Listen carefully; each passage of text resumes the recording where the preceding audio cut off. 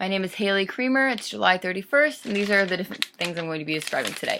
A disease is an abnormal condition that negatively affects the structure and function of one or more structures in the body. And this can be acute, this can be chronic, this can be congenital, it can be genetic. And then an example of this would be the common flu.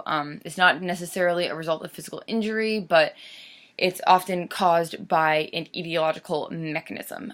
So an example, common flu, and this produces unique signs and symptoms and classifications. And so the way that we go about defining or classifying disease is done by etiology, the pathogenesis, the pathophysiology, morphological changes, clinical manifestations, the clinical course of a disease. And so an example of this is differentiating and defining between the differences in diseases, and for example, defining between the common cold and the flu, or between pneumonia and lung cancer, classifying diseases. Etiology is the cause of disease, and so this can be broken down into biological agents, physical forces, or chemical forces. Chemical forces being like alcohol, poisons, physical forces being like trauma, and biological forces being like bacteria or viruses. And an example of this would be the etiological mechanism could be like exposure to strep, exposure to staph, exposure to E. coli. Those are all the etiological mechanisms.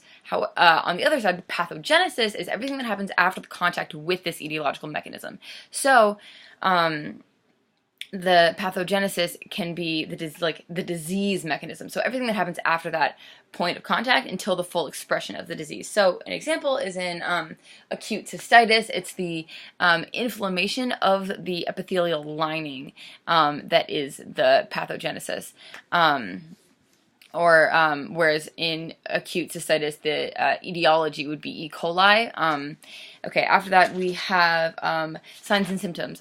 Symptoms are completely subjective. They are felt by the person that has the disease, and so this is like headache, nausea, dizziness, things that are felt, cannot be observed by another person.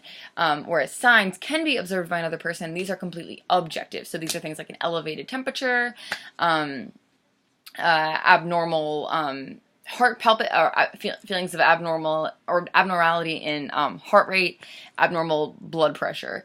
An example would be if someone has the flu, a sign would be having an elevated body temperature, like 100, whereas a symptom would be feeling sensitive to different kinds of temperatures, like overly sensitive.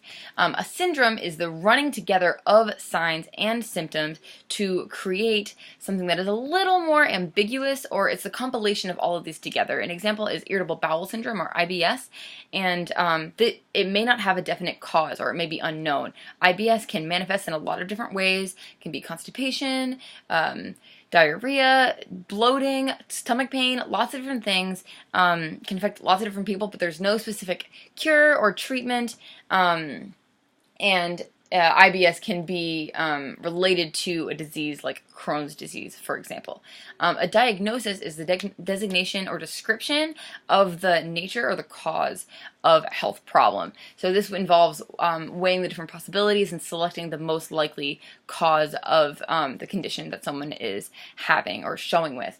And so an example of this would be diagnosing someone between having chickenpox and shingles. If a provider takes in all of the signs, symptoms, history, and everything, it would be diagnosing that someone has chickenpox because they're young and have never had chickenpox before, versus someone has shingles if they're older and has had chickenpox previously. Complications are possible adverse extensions of a disease or outcomes from having a disease, and an example of this is having to use a colostomy bag after having colon cancer.